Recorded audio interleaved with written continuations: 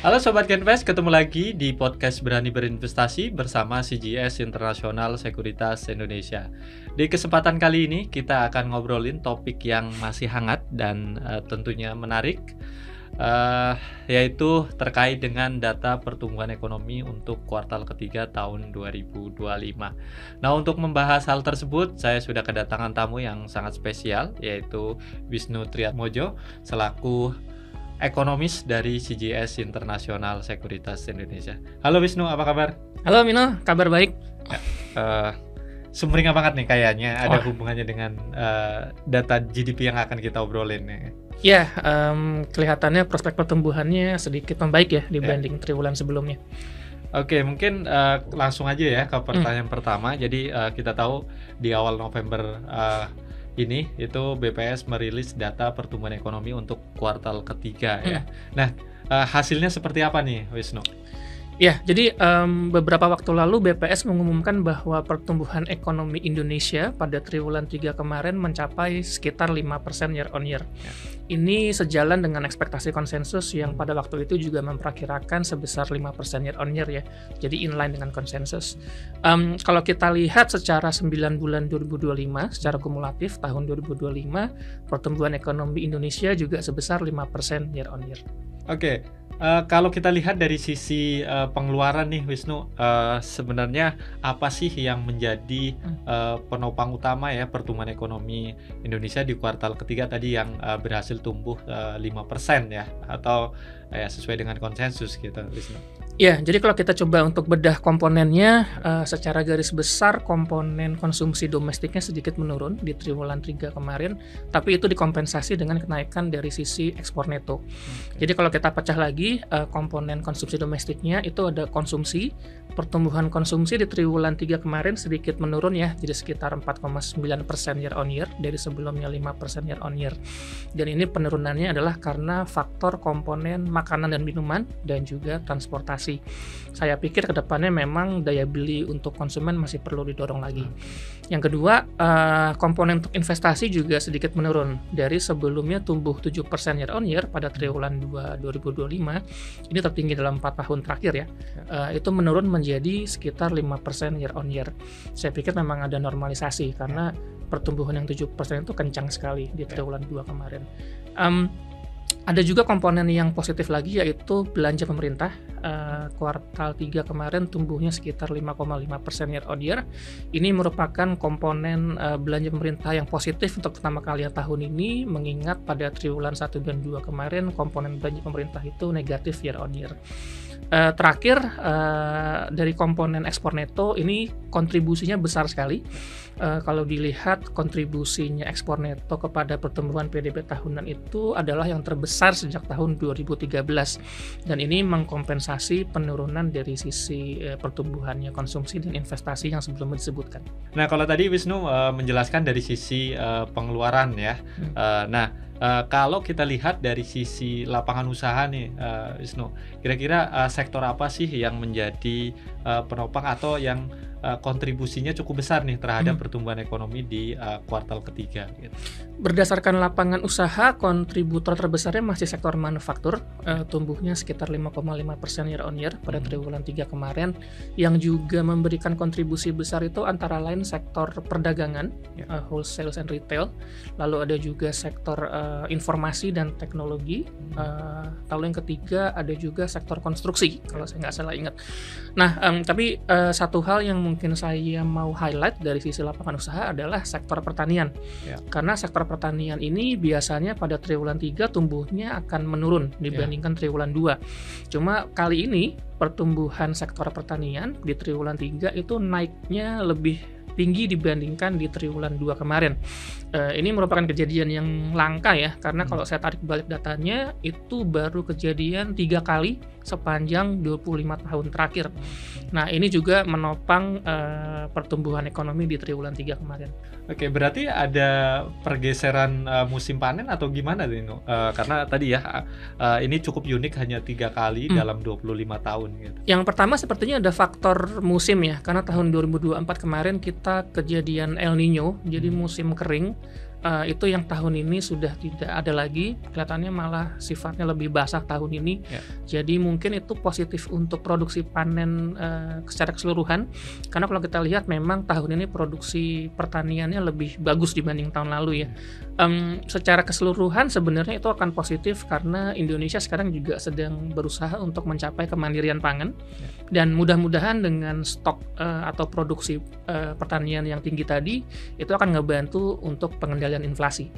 Oke, tadi Wisnu udah menjelaskan ya terkait dengan pertumbuhan GDP di kuartal ketiga ya, secara umum inline dan ya ini tentunya membawa optimisme ke depan. Nah, kira-kira dengan rilisnya data GDP kuartal ketiga ini dari sisi Wisnu sendiri ada nggak perubahan proyeksi untuk setahun penuh di tahun ini, dan kira-kira untuk tahun depan seperti apa nih gambaran umumnya? Ya, baik. Jadi sebelumnya saya memperkirakan pertumbuhan tahun 2025 itu akan sedikit di bawah 5%. Tapi kalau kita lihat realisasinya hingga 9 bulan pertama 2025 ini faktanya sudah tumbuh sekitar 5% ya.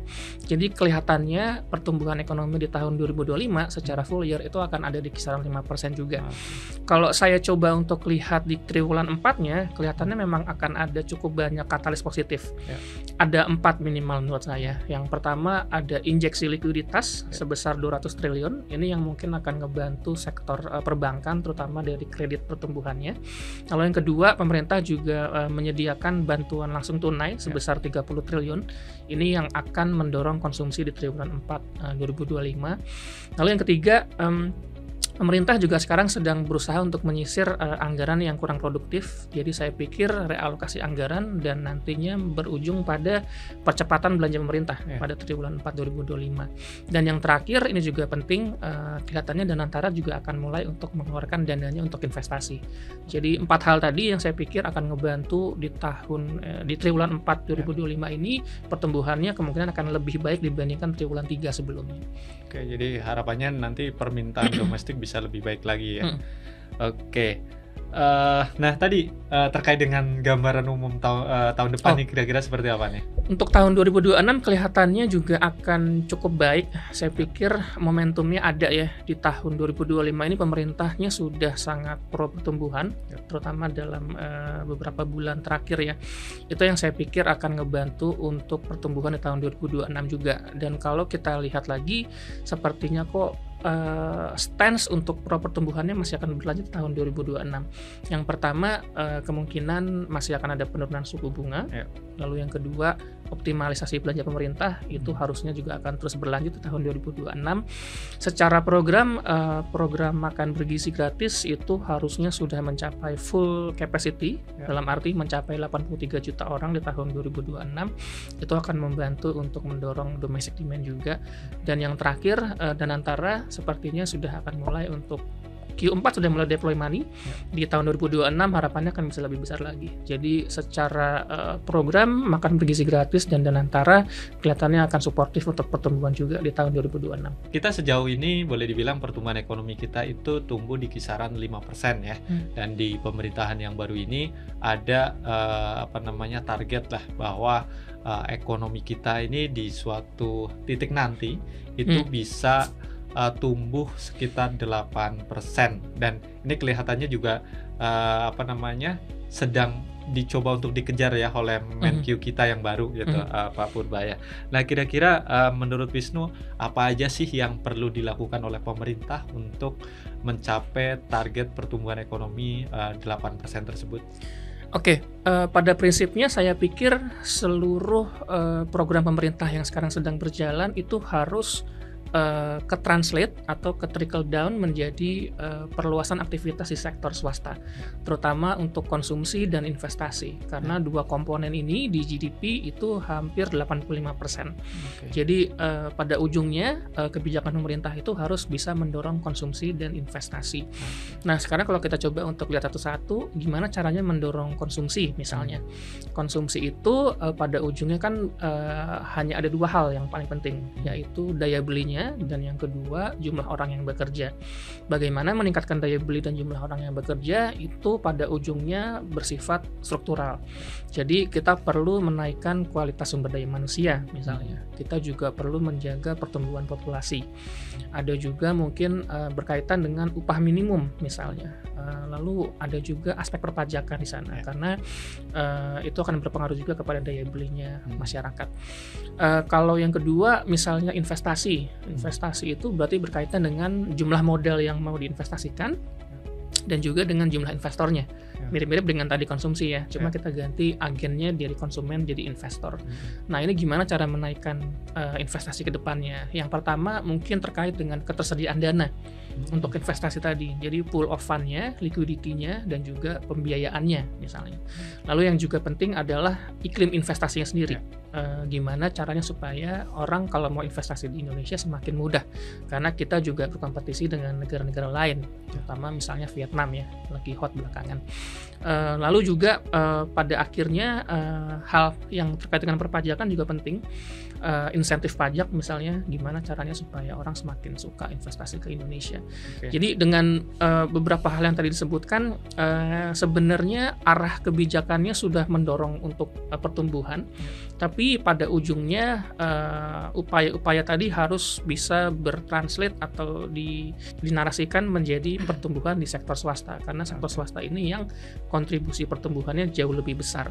Dan kalau hal-hal yang sifatnya struktural tadi bisa dilakukan, sepertinya pertumbuhan ekonomi akan bisa lebih tinggi lagi dari sekarang. Jadi memang banyak hal lah yang masih harus dilakukan ya untuk mencapai target pertumbuhan ekonomi 8%.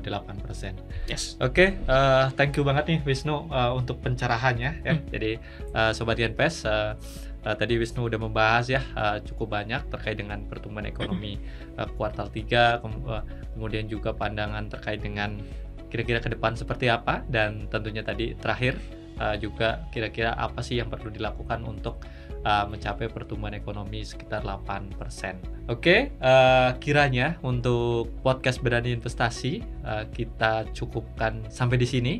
Sampai ketemu lagi nanti di podcast-podcast berikutnya. Jangan lupa untuk like, subscribe, dan share YouTube CGS International Sekuritas Indonesia. Kalau nggak mulai sekarang, kapan lagi? See ya!